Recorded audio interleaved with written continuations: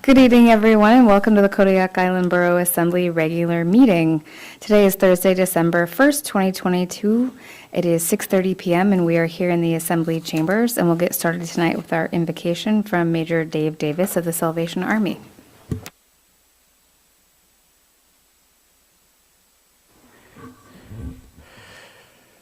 Thank you, Mayor Williams, Assembly members, staff. Join me, please. Gracious Heavenly Father, in this season of Advent of hope, we just give you the praise and glory. We thank you for all this many blessings that we have received throughout the year. And Father, just now we ask your continued blessing upon our mayor, our assembly members and staff, the men and women who serve behind the scenes as well. Father, we have been greatly blessed with their talents and their gifts. And Father, we just ask for that continued blessing to continue tonight as they deal with tonight's agenda. Thank you. We pray these things in the sacred name of Christ our Lord. Amen.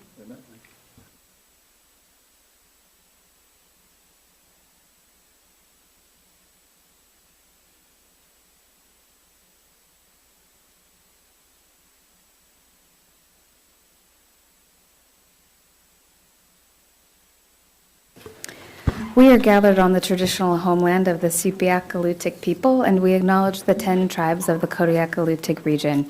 We recognize the Alutiiq culture that enriches our community to this day. May we please have a roll call. Mr. Arndt, Mr. Delgado, Mr. Griffin, Here. Mr. Ledoux, Here. Mr. Smiley, Here. Mr. Smith, Here. Mr. Turner, Here. Mayor Williams. Here. You have a quorum. Move to excuse Assembly Member Scott Arndt, who is absent due to his attendance to the Cook Inlet Regional Citizens Advisory Council Board of Directors meeting. Second.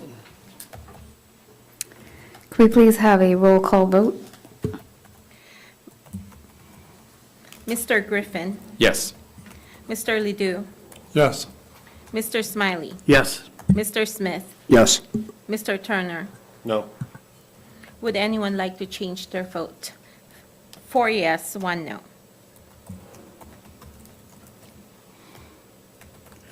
Move to approve the agenda and consent agenda. Second. Move to amend the agenda by adding resolution FY 2023-19 under resolutions as item number 2 on the agenda. May we please get a roll call vote on the motion? Did we have a second, Madam Mayor? Oh, I'm sorry. Was there Second. a second? Thank you, Mr. Smith. May we please get a roll call vote on the motion? Mr. Griffin, Yes. Mr. Ledoux, Yes. Mr. Smiley, Yes. Mr. Smith, Yes. Mr. Turner. Yes. Would anyone like to change their vote? Motion passes 5-0. This brings us to citizen comments. Madam Mayor, we need a motion, voice vote motion on the approval of the agenda as amended, please. Sorry, can we please get a voice vote on the approval of the agenda as amended? All in favor? Aye. Anyone against, say no. Thank you. All right, this brings us to citizen comments. If you have a comment tonight, please step up to the podium, sign in, and state your name for the record. If you're calling in tonight, you can call in at 907-486-3231 or use our toll-free number 1-855-492-9202. If you are here, please remember to speak into the microphone and turn it on before you start. Address all remarks to the assembly as a body and not to any single member thereof. And if you're calling in, please turn off any listening device that will cause feedback.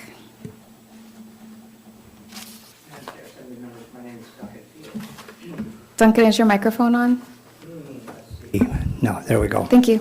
Duncan Fields, and thank you for the opportunity to speak this evening.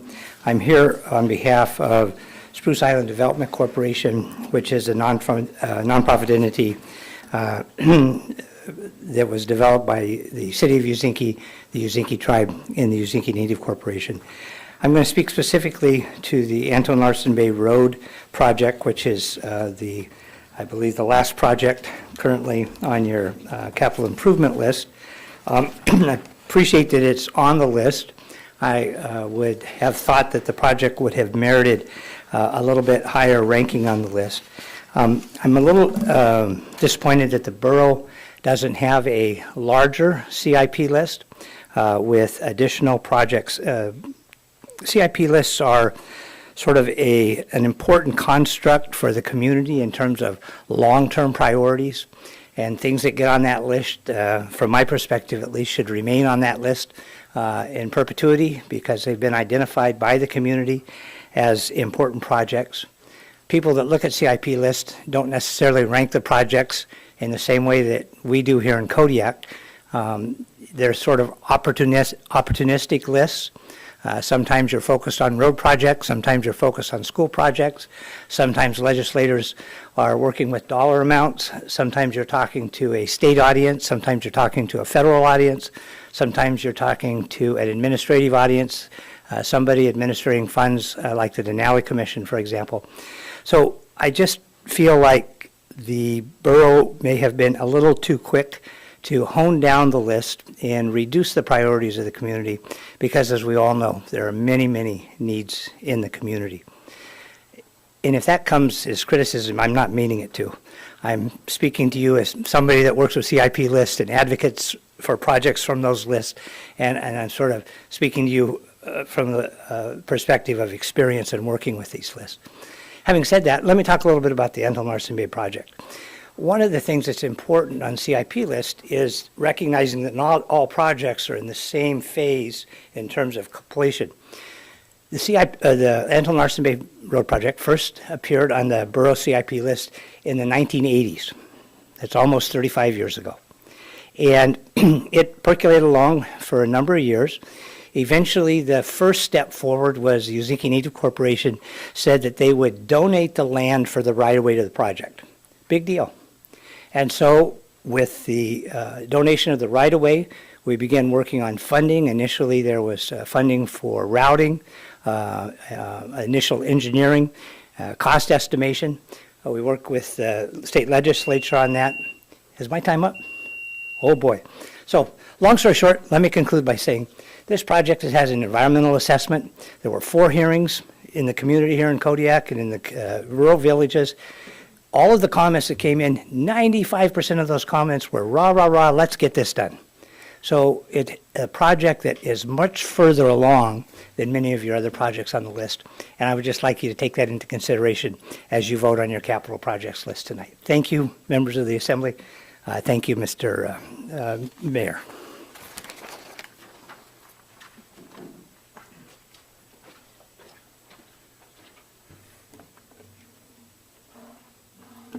No pen again. Oh, how much? You pay for it, it's okay. Okay, oh, we got 2 now, okay.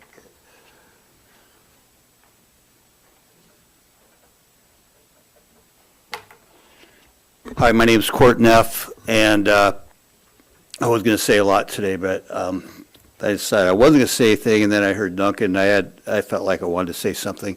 I had heard a lot about the project. I heard how they mapped it out with the GIS and that Uzinki had donated the land, and Uzinki had also contributed to mapping out the GIS. I don't know if it was true, but I heard that they donated $50,000. They put a lot of skin in the game.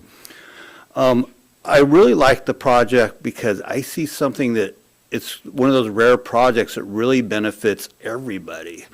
And I mean, there isn't anybody that couldn't use that ice-free area at one time or another. People from local folks from town want to go hunting. Some businesses could extend some of their seasons some little easier, lodges, different things. As somebody that has lived remotely quite a bit, I really understand the value of that ice-free area. So I just have to say, I do like the project. I think it's going to benefit all those villages. And I mean, just a lot of people. I think, potentially we're talking, 500 people or something off the road, which do not get a lot contributed to. There's a couple of communities, Russian Old Believer communities that live over there. There's lodges. There's people who just live remotely, logging camps, the Uzinki, Port Lions. There's I think a lot more than what we realize that could benefit from that. Anyways, I kind of like the project, so that's my 2 bits. Thank you, Mr. Neff.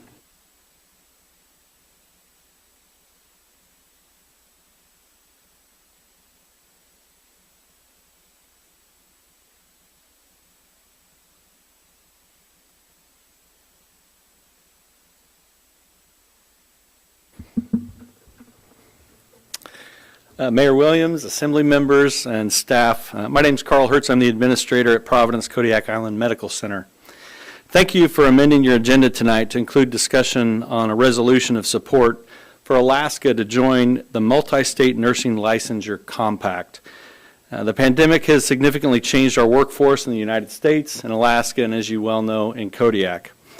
This new paradigm has forced hospitals, including ours, to rethink the ways in which we staff facilities and even the services we can provide. I'm proud of the steps we are taking to staff our hospital and the long-term care center with locally trained healthcare professionals. But these efforts take time, and until a robust pipeline of CNAs and nurses can be built, Kodiak is forced to offset our schedules with nurses from out of Alaska. Attracting and recruiting nurses to Kodiak is challenging, but our state's current licensure process has made the timely placement of nurses nearly impossible. Any enthusiasm experienced after hiring a new nurse is quickly doused as we collectively wonder how long it will take for our new employee to get a license. It's not fast or handy. Nurses applying for their Alaska license wait for as long as 90 days in some cases before an Alaska license is issued.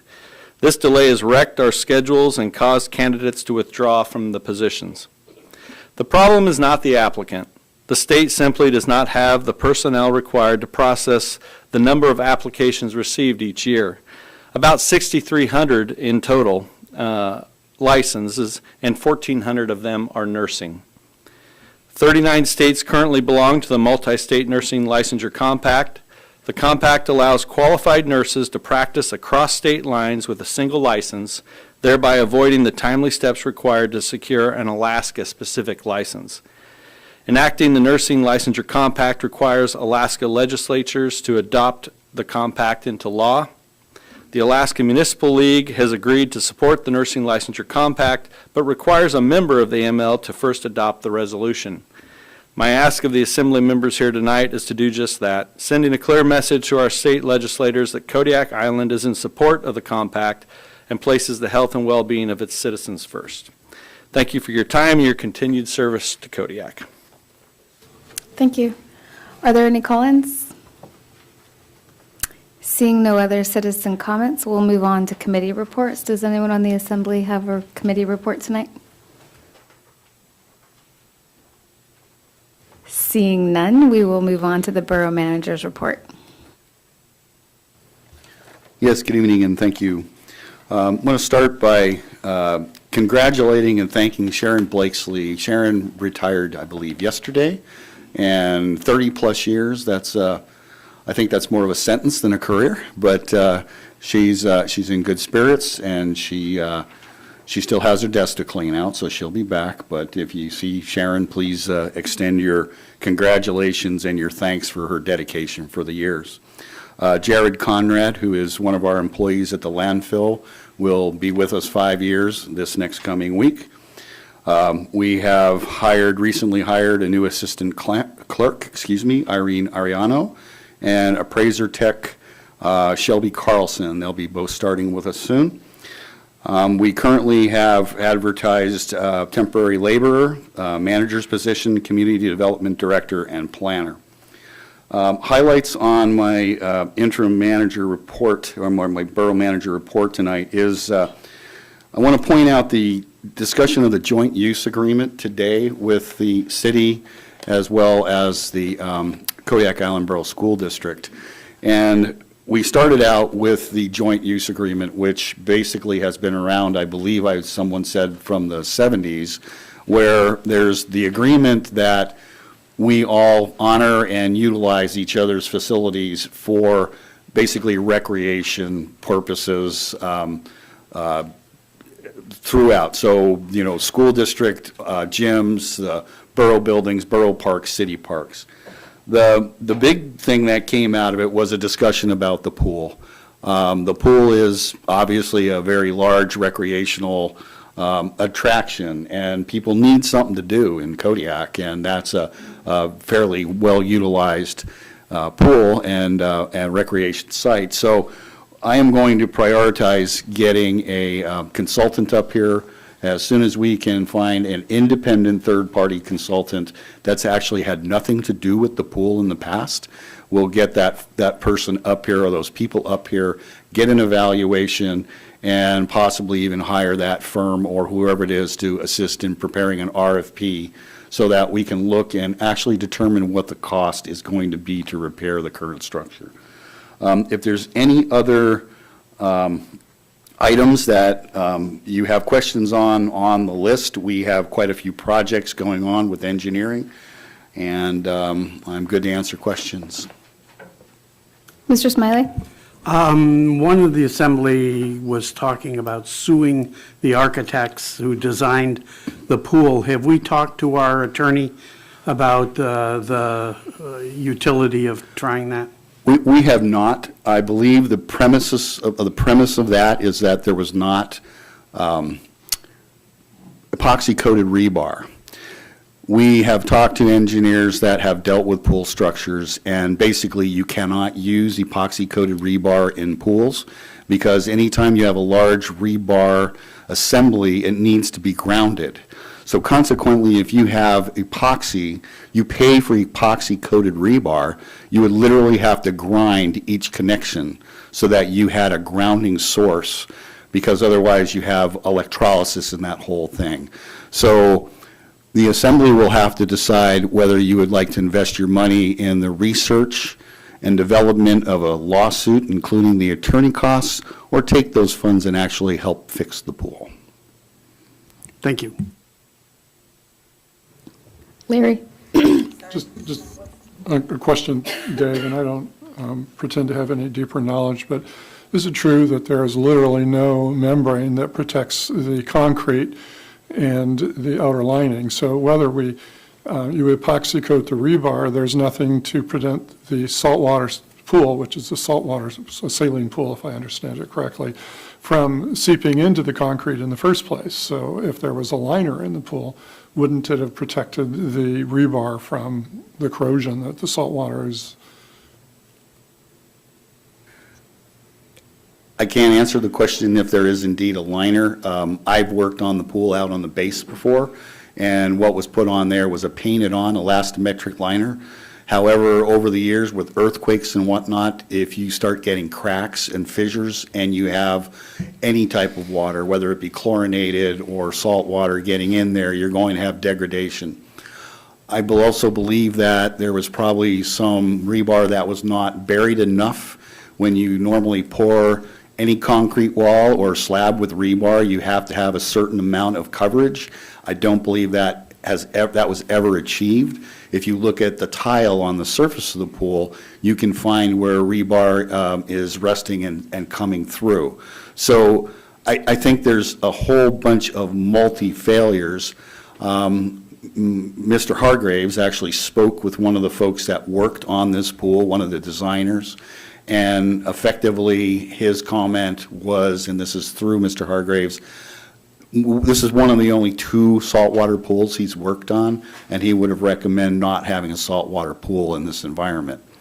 You have other people that say a saltwater pool is the best thing because you don't have to deal with the chlorine. So I think this is, no matter what you do, you're going to get multiple opinions, but there is some water migration through the tile, through whatever surface is there, and getting into the substructure in the rebar.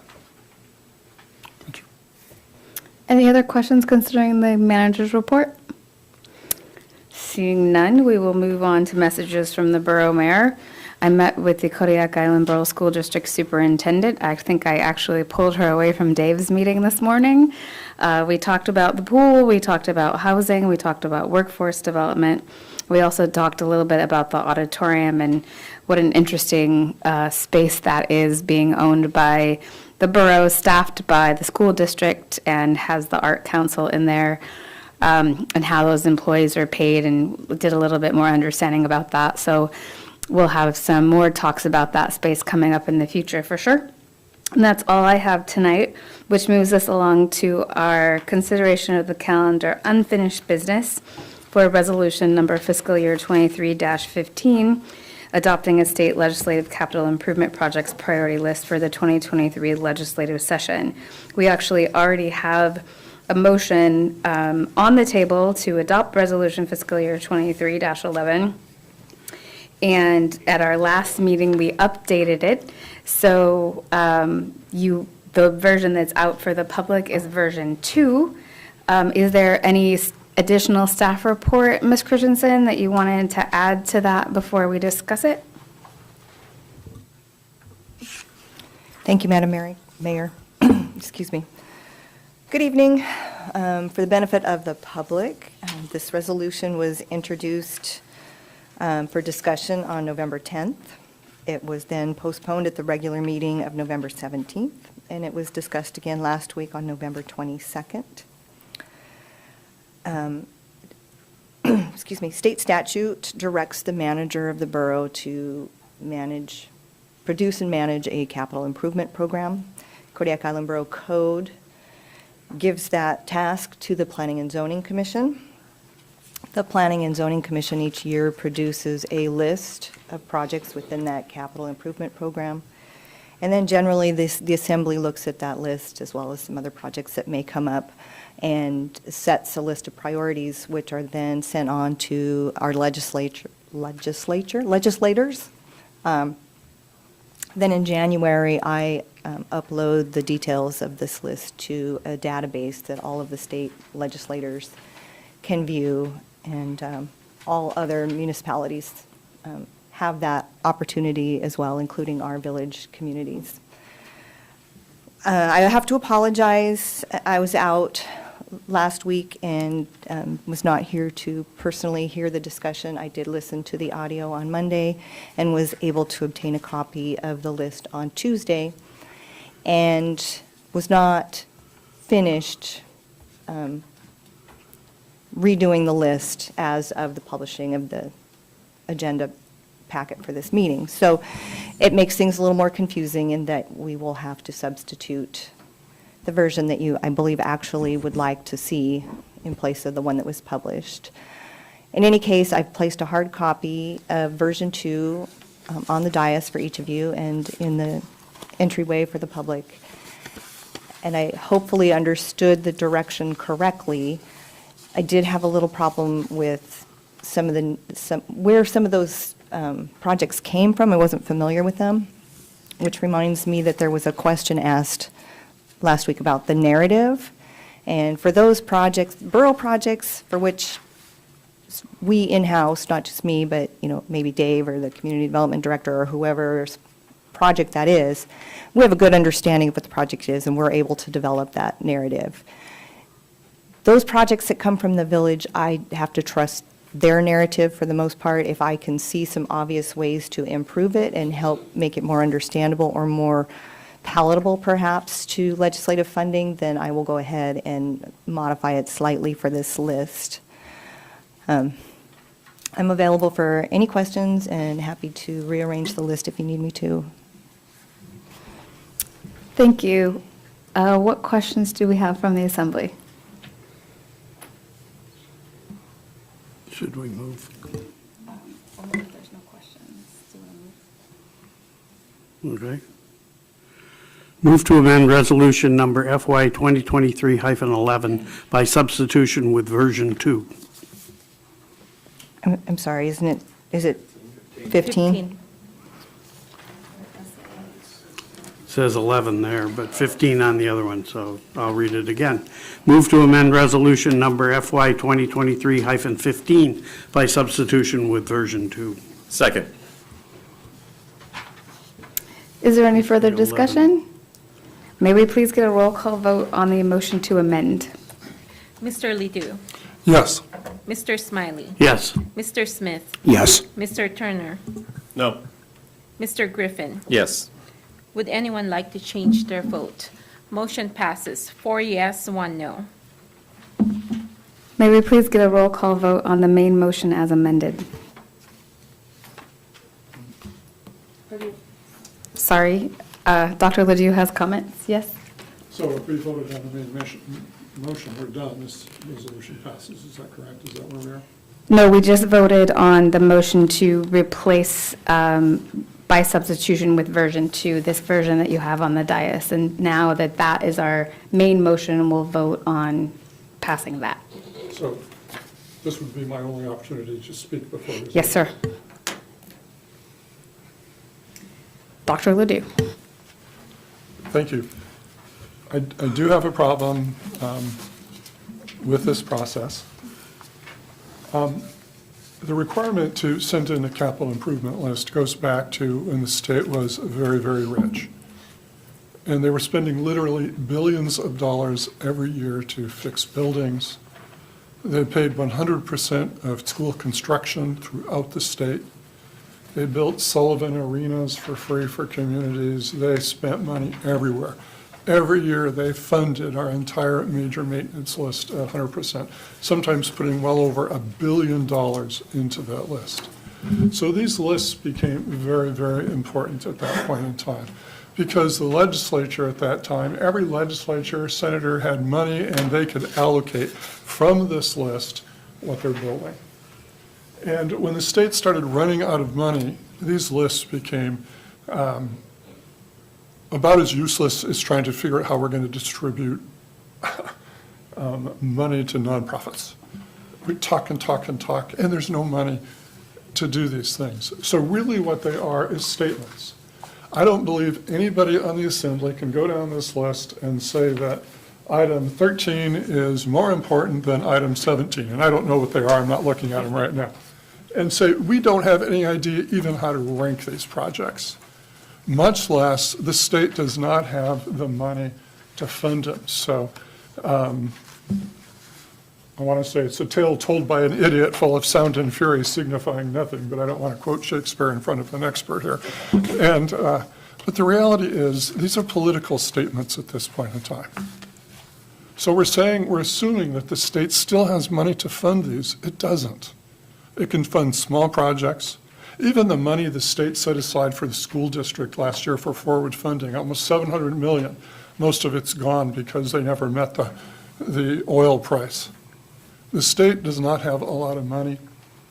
And so what we run down, because I can't rank these, because it's a statement saying that item this is more important than this, and I don't have enough information from the paragraph that there are no metrics for, to measure, to evaluate, other than they're necessary. I don't disagree that they're necessary. It's very difficult for me to vote one way or the other. Most importantly, though, because the state does not have funding, these are statements of support for if there is funding from other sources. So let's take the Anton Larson Bay Road. There has never been, and I've been on the Assembly before when they were talking about it, a request that the borough actually build this road. It was, will you support us finding funds for this road? So to a certain extent, by putting it at the very end, we're saying that it's not important. And so somebody who might want to fund it, or the native corporations that are looking for funding, it tells the people that may give them funding that our borough thinks this isn't very important. Okay, and every project on this is why the expansion of the hospital of up to $25 million is very at the top of the list, because it's a statement saying that the quality of life, it is important that we have good medical support facilities. And because the state doesn't have that kind of money, we're saying whoever does have that kind of money, we believe it's important. So it's a statement. Does anybody believe the state's going to give us $25 million? I won't ask Carl that, but, and I'm going on a little longer than I want to, but what I would like to do is to send this in and say this is not ranked. This is not ranked because I don't have any metrics to rank anything. Okay, and as we talked about during our work session, we don't even know from the villages what their most important projects are. But on the road, for instance, and I'm not just arguing for the road, we have two major communities that says this is a safety concern for us. This is important. I used to commercial fish in that area. It gets sort of rough out there, but in other places. But in any case, I'm going to vote no on this whole process, simply because I don't have any basis to support it. I have a hard time ranking projects, and also I don't believe that we're really projecting the political intent of trying to generate funds from other sources rather than the state. This is a state project and the state doesn't fund it. We need to start communicating with the feds and a lot of the money that the native corporations and different have access to. And we need to work with them to find other sources of money from the state. Furthermore, I think we need more small projects on this, because if we're going to get any money, it's going to be small projects. And I want to say I thank the manager for looking at the Mill Bay access and the things you put into that. I know it increased, but it was a nice redesign of what you want to do there. And so that's all I have to say. Thank you. Thank you. Mr. Smiley? I don't see anywhere that it says that these are ranked. That was just something that we did in trying to set up the system. But there is no statement in the resolution itself that says they're ranked.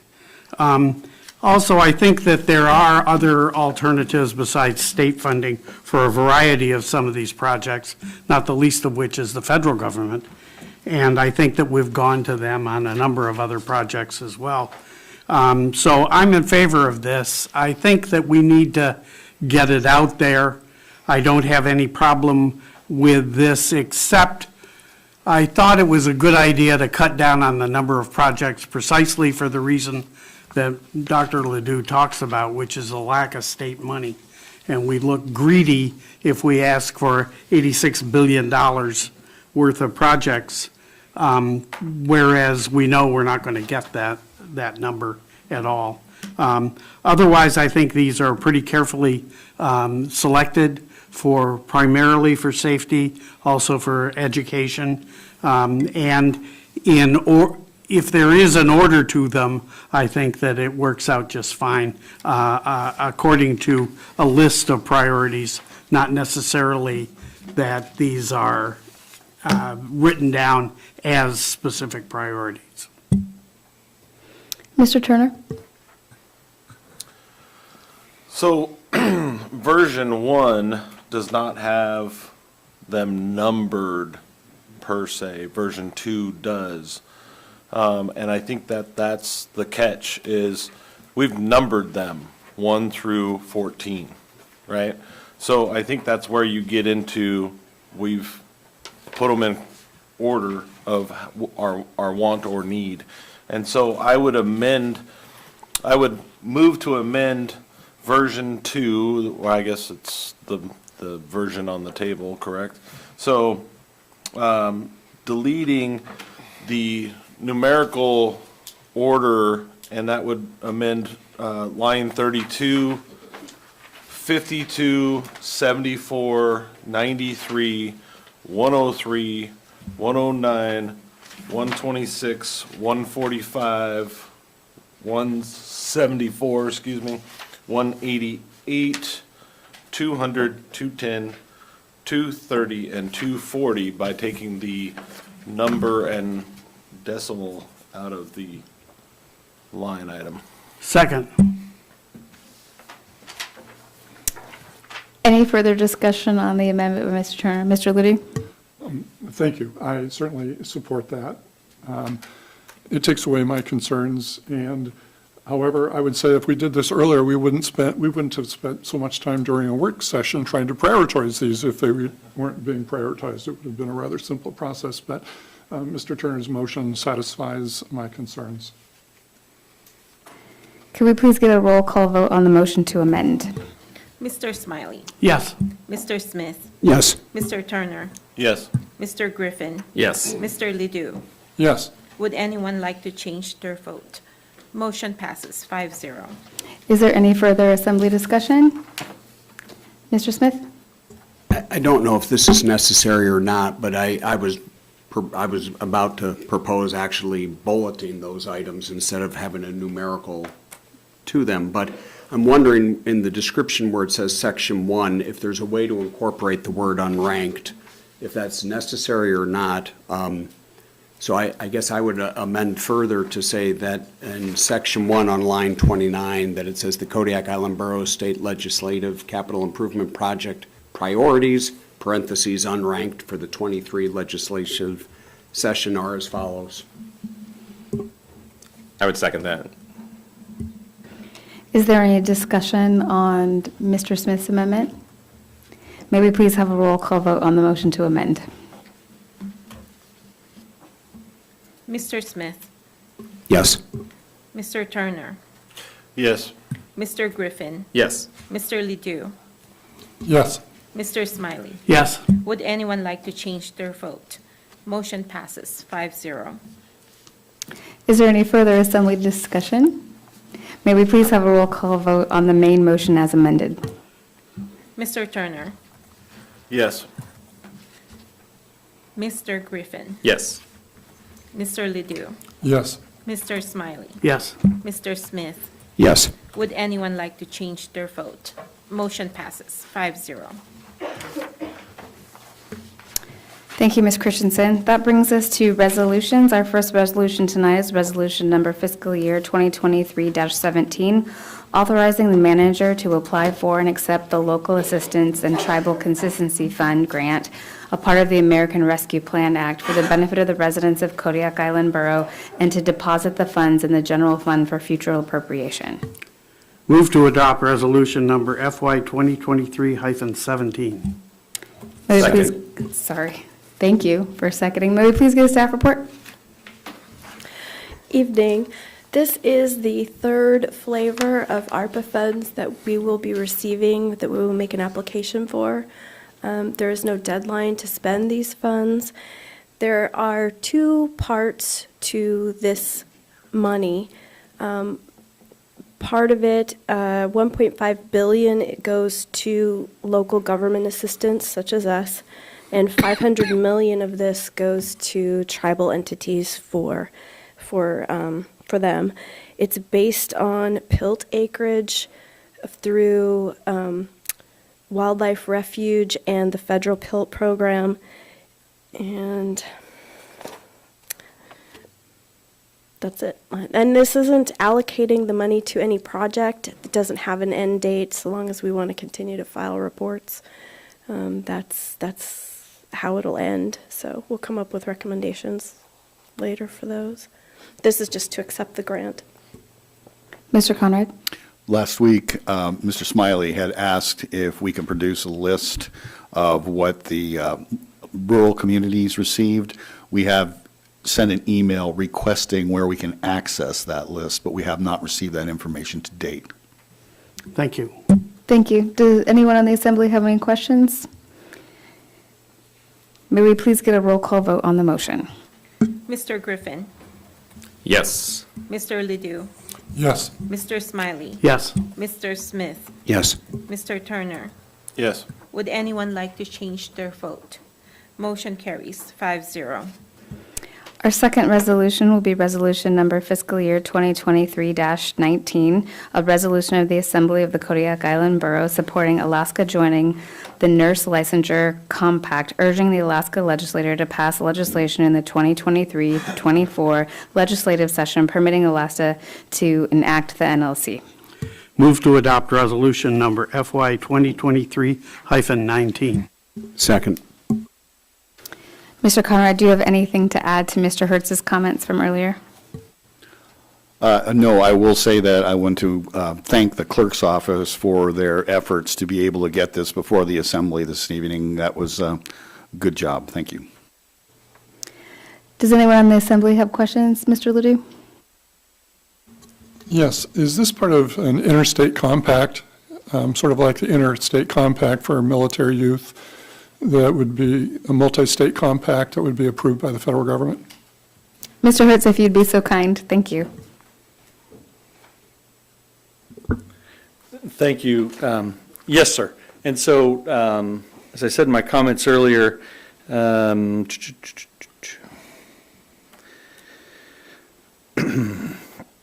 believe there's 39 currently, states that are part of the compact, and essentially, each state, nurses will be licensed in their home state, and then they can transfer to any of the states within the compact, allowing them to practice their nursing without having to apply for a different, that particular state's licensure. So as I understand interstate compacts, the state legislature has to approve our participation in the compact, and then it carries the weight of federal law. Yes, sir. Are there any other questions? Mr. Griffin? Yeah, I have a couple of questions, and if you can't answer them, that's totally fine. So I know that the UAA, nursing program, and I'm not too familiar with the actual licensing in the state of Alaska, but they have some minor concentrations in Alaska Native health, specifically in health serving like diverse communities, things like that. So, and that's what's really special about our homegrown nurses here. So, you probably see where I'm going with this. Nurses coming in, do they have to, when they're putting in for their Alaska licensing, do they have to make up for that gap? Is it really an education gap that they're facing, or is it really just a bureaucracy kind of thing? I think it's a bureaucracy thing. Okay. And so essentially, when all the states agree to the compact, they're all aligned in what the licensing should be. So really what our challenge is we have these nurses that are applying, trying to get in the door, and there's only a handful of state employees going through all the licensure applications for all licenses held in Alaska, not just nursing. And so we've tried working with the Alaska Hospital Association to get some special dispensation to accelerate nursing licensures. So many of them get dumped into that bucket that gets slowed down. And so this really is just a mechanism to help us get nurses into the state. Thanks, I appreciate that. I'll vote to support the resolution. My concern is, Alaska is a very unique state, and especially with our Alaska Native communities, they're very specific and different and diverse health needs and sensibilities, knowledge, so I think if, hopefully it'll pass muster through the legislature. Thank and you. we'll hear that. Thank you. I would comment that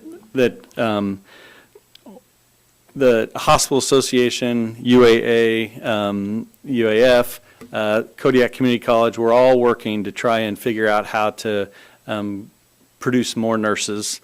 But the projections is by 2030, we'll have over 5,000 just in this state open positions. And so we have to do something to kind of Band-Aid it until we get nurses in the pipeline. Thank you. Mr. Smiley? I have a question. I was a visitor at Providence and was treated by several traveling nurses during my time there. What percentage of the nurses are travelers at Providence now? We're getting to be about half right now, if not better. Yeah. We have about, right now, 56 traveling healthcare professionals. They're not all nurses. They're in radiology, they're in lab, they're in case management and social work. We're really having some difficulties recruiting full-time employees to the island. Well, they did a terrific job. I want to thank you for that, but also I understand the urgency for this. Thanks. Thank you. Are there any other questions? Seeing, Mr. Ledoux? I can't resist the opportunity to thank Providence while you're here for your support for the high school CNA program. And I recently had the opportunity to visit Providence also, and they had students coming in who were fully scholarshiped, I believe, by Providence and Anchorage. And I hope that Kodiak could do the same. Yes. In fact, we're launching a Earn While You Learn program. We have 10 slots open for CNAs where they will be employed while they're students at Kodiak Community College, and we have 18 applicants. So it's a great problem finally to have where we can be selective of the candidates. Fantastic. May we please get a roll call vote on the motion? Mr. Ledoux, Yes. Mr. Smiley. Yes. Mr. Smith. Yes. Mr. Turner. Yes. Mr. Griffin. Yes. Would anyone like to change their vote? Motion passes 5-0. We have one ordinance for introduction tonight. It will be ordinance number fiscal year 2023-12, amending the Kodiak Island Borough Title 15, Buildings and Construction, Chapter 40, Building and Lot Numbering, Section 15.40.080, Procedure for Addressing Newly Created Lots. Move to advance ordinance number FY 2023-12 to public hearing at the next regular meeting of the Assembly on January 5th, 2023. Second. May we get a staff report, please? On behalf of SEMA, the current KIBC code 15.40.080D currently calls for lots to be addressed at the time of request for preliminary plat. Community Development Department would like to change this portion of the procedure to state that the address would be assigned either after a driveway permit has been issued, a permit for construction has been issued upon a request from the owner after a plat has been recorded, or whichever comes first. Basically, right now, it can be a extended period of time. You can, they're assigning addresses currently when a plat is put in. That can change over the years because of the time frames involved until it has to go through final approval. This is a request basically to try to avoid duplicating and having to change addressing on a single piece of property that could potentially be subdivided or a subdivision retracted and less lots created. So this defines exactly when that address would be assigned, and that is the request. Thank you. Are there any assembly questions at this time? Seeing none, may we please get a roll call vote on the motion? Mr. Griffin. Yes. Mr. Ledoux. Yes. Mr. Smiley. Yes. Mr. Smith. Yes. Mr. Turner. Yes. Would anyone like to change their vote? Motion passes 5-0. That'll take us to other items. We have the mayoral appointments of assembly member representatives to different boards and committees.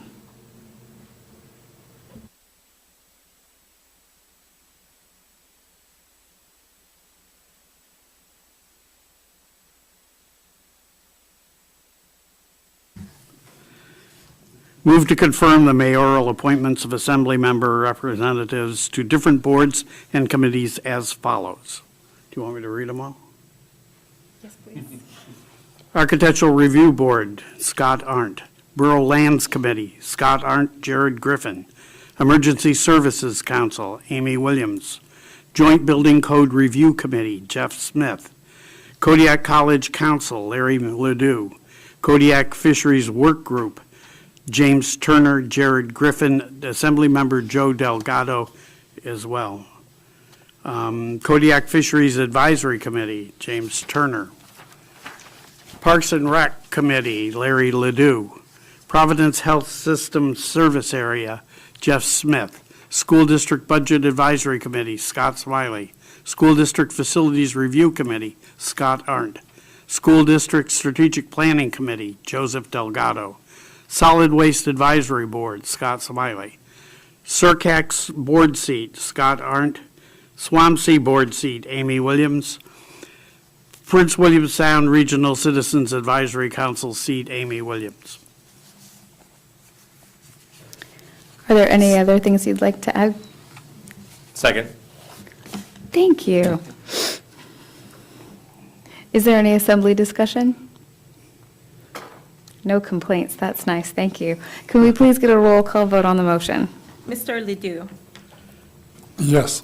Mr. Smiley. Yes. Mr. Smith. Yes. Mr. Turner. Yes. Mr. Griffin. Yes. Would anyone like to change their vote? Motion passes 5-0. Next is the letter of support to the Kodiak Reentry Coalition Program. Move to approve the letter of support to the Kodiak Reentry Coalition /program. Second. Is there a staff report on this? Thank you, Madam Mayor and members of the Assembly. On November 9th, the Clerk's Office received an email from the Kodiak Reentry Coalition requesting a letter expressing support of the Kodiak Reentry Coalition program's mission to improve the lives of members of the Kodiak community who are released from jail or prison. Based on observation that often individuals who have been incarcerated return to their communities lacking sufficient resources and support to get back on their feet, obtain suitable housing, and secure meaningful employment. This letter, if approved, will be submitted to the Alaska Mental Health Trust Authority in January 2023. Thank you. Thank you. Is there any questions from the Assembly? Madam Clerk, can we just check the email address that's on that top of that letter? It has my name and an ending that I've never seen before, so just want to make sure that exists before that gets sent out. Will do. Thank you. Thank you. Seeing no questions, can we please have a roll call vote on the motion? Mr. Smiley. Yes. Mr. Smith. Yes. Mr. Turner.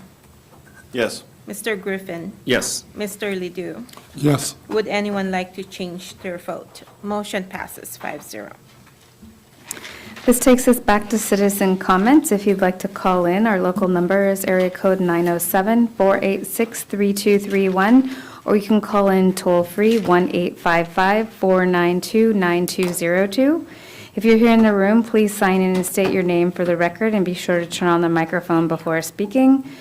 Address all remarks to the Assembly as a body and not to any single member thereof. And if you're calling in, please turn off any listening device so we don't get feedback. Thank you.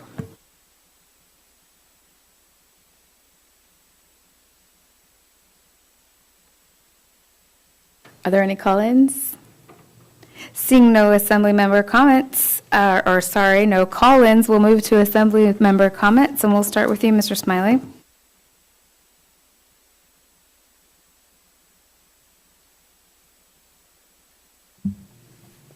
Manager Conrad, Acting Manager Conrad. I heard that the city has a federal CIP list. Do you know if they do? I cannot answer that question. Would it be an idea for us to try to have a federal one separate from the state one? I think that the Assembly should sit down and have a special work session to discuss how CIP lists are put together and how many there should be, so that there is a trail, because these things seem to be like a sine wave. Sometimes there's a whole bunch and sometimes there's a few. And maybe a set of ground rules needs to be set in place, that anything coming in from a rural community is vetted and there is some documentation behind those requests. Just like anything that comes in to us as a staff, if someone asks us to develop a project for a list, there should be some rationale and some vetting behind it, rather than just throwing a number at the wall and see if it sticks. So I agree with you, we should look into that, but I also agree that from a staff perspective, it's a little bit frustrating because there are no rules, and the rules change as the Assembly changes. Also, we received a list from Planning and Zoning. And who oversees that? What vetting of the projects do they do? Do we have any information on that? That is received by Community Development. I do know that in the last couple of years, Community Development has actually put requests out to the rural communities to submit their projects. I do not believe those are necessarily vetted. I believe Mr. Delgado stated he was fairly certain that projects coming from Uzinki were vetted. On this particular list, I can tell you I've tried to contact 2 separate rural communities and I received no feedback whatsoever. So it is kind of hard to do.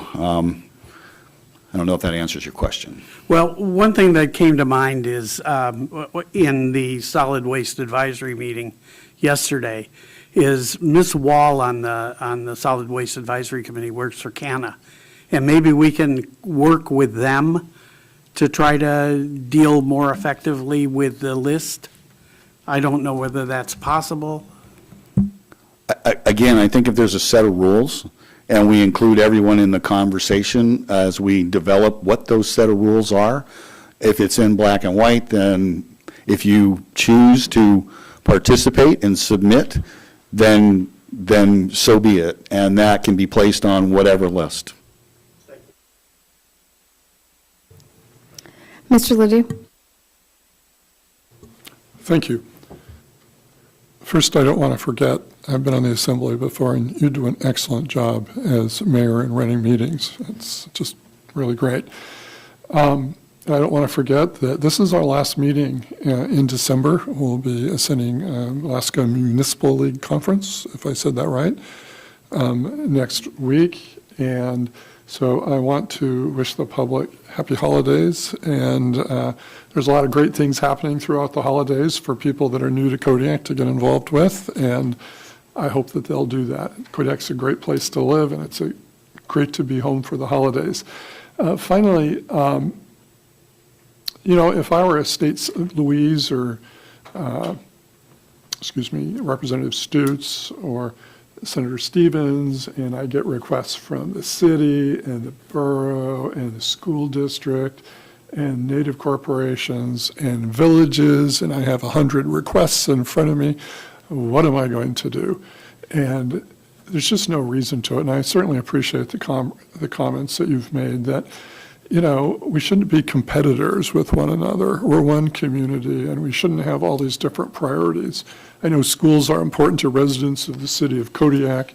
The city's not responsible, but certainly the citizens who send their kids to school and the parks that the borough maintains, we're one community. And because there are no funds, it would force us into, I think Gary Stevens said many, many years ago when they were cutting the budget in the 80s, that we don't want to be on I can't remember, it's on the inside of the tent shooting outward or something like that, but we all got to work together. And I think it might really be a good idea, especially considering the leadership that our elected officials have in Juneau, to sit down with both of them before the session starts, and that would probably be in very early January or December, and see where they are and sort of get an idea of what money they think is available and what their priorities are, both statewide and locally, just to have sort of an open discussion. Maybe it could be a meeting where the city council is there and the school board and P&Z and the Borough Assembly, and we just have a sort of an open discussion, not a separate one at the city and the borough, but we just come together as a community and say, what's important to us. And I will tell you that those kinds of discussions are much, much more important than all these lists that we send down to Juneau, which ultimately, when they get there, have no meaning. It's that person-to-person, face-to-face. And, I think that would be really cool to do. And, of course, I don't schedule those kinds of things, but I think that would be important. And it has to happen before the legislature comes together. I will tell you that. It has to happen before they get down there and attitudes coalesce and they start moving in groups instead of as individuals. So if we could do that, that would be good for us and good for our community.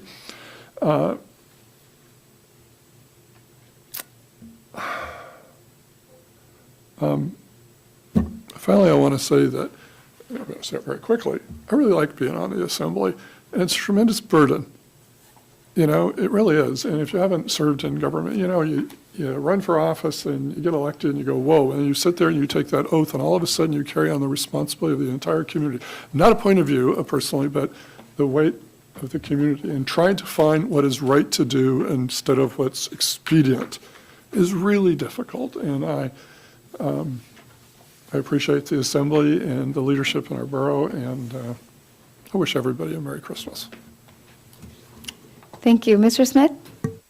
Thank you. Just a couple of comments tonight. First, I would like to thank Mr. Hertz and congratulate him for the forethought to having a CNA program where you're paying individuals while they work. And I think it's exciting that you have 18 applicants. I saw the advertisement a few weeks ago, and I thought, okay, grow your own. Here we go. And that's exactly what you're doing. And to have 18 people apply is thank you for that. That's great for our community, and that's good forethought and good insight on that. Secondly, I just want to say thank you to Sharon Blakesley for her service to the borough for over 30-plus years, and certainly appreciate that. and I'm sure staff will miss her as well, and that's going to be a tough position to fill. And so thank you, Sharon, and enjoy retirement. Mr. Griffin? Congratulations to Irene. I've been working with Irene at the college, and she's great, and she's going to be a great addition here. And then I also wanted to throw a shout out to all of the plows, especially in Service District 1. They did an amazing job, I think. I was comparing them to the city plows, and I think our plows do a better job of avoiding the large berms at the end of your driveway than the city does. So thanks so much. As the shoveler of the family, I appreciate that. And I also want to thank, as the parent of a second grader and a member of the PTA at North Star, just want to thank all of the organizations and the people that came together yesterday to help these kids with yesterday's event. All of the, Kodiak Police Department, the troopers, the Coast Guard, police, all of the fire departments came together, including Bayside and the Coast Guard.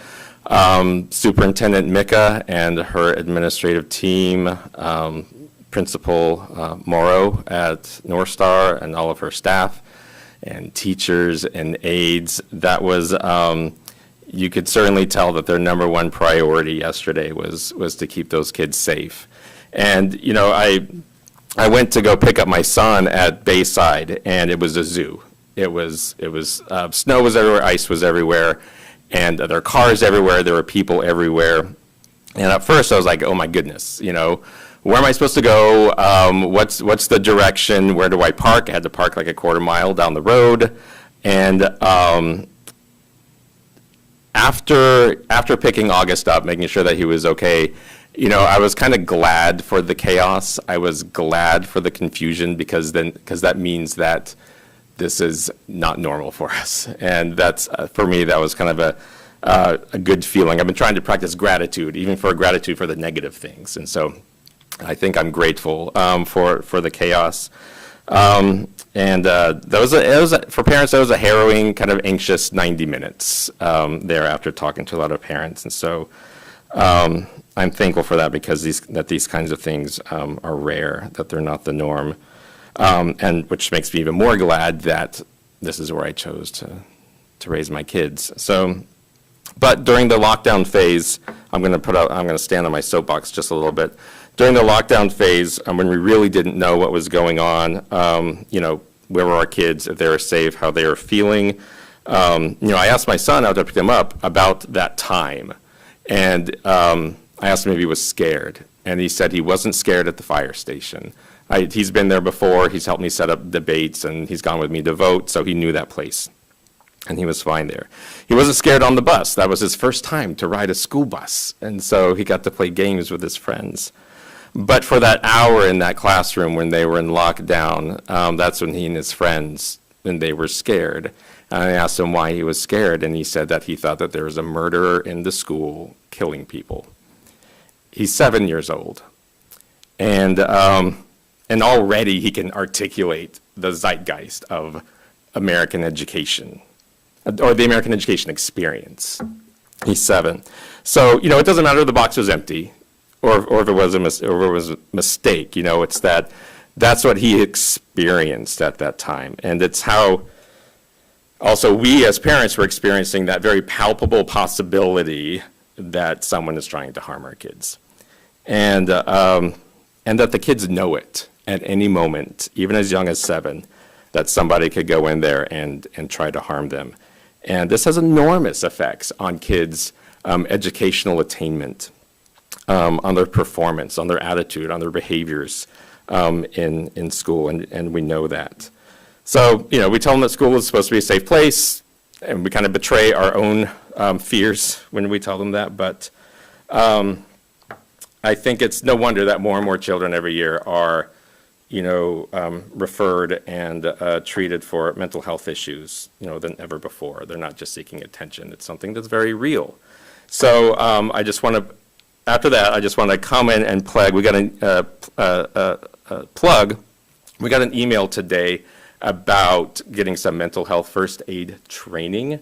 I recently became certified for youth mental health first aid, and I strongly recommend that you do it. There's very little that we can do about this attitude of gun culture right now, but something very small that you can do, I think, is to become certified. I think Canada does it. You can find places to do that, but it'll help you be there for your kids and for your neighbors, and I think that's something simple that everyone can do. Sorry to kind of end on a little downer, though, but Merry Christmas also, and thank you again to North Star and School District and all of our first responders. Thank you. Mr. Turner? No further comment, thank you. Just a quick response to Mr. Ledoux. We do have a joint work session with the city in the works for January 18th. We'll be doing agenda sending for that on December 14th. So if you have any particular topics you'd like to see come up at the joint work session, please let me know. The mayor and assembly members are going to be in attendance at the Alaska Municipal League Conference in Anchorage next week, so our next assembly work session isn't scheduled until Thursday, December 29th at 6:30 p.m. right here in the Borough Assembly Chambers. The next regular meeting is scheduled for Thursday, January 5th, 2023 at 6:30 p.m. in the Borough Assembly Chambers as well. Please keep in mind the borough offices will be closed Monday, December 26th in observance of the Christmas holiday and Monday, January 2nd in observance of the New Year's holiday. And because we won't be back before Christmas, Merry Christmas, and we'll see you right before New Year's. Thanks. May we please get a motion to adjourn? Move to adjourn. Second. Voice vote on the motion. All in favor, please say aye. Aye. Anyone against? We are adjourned.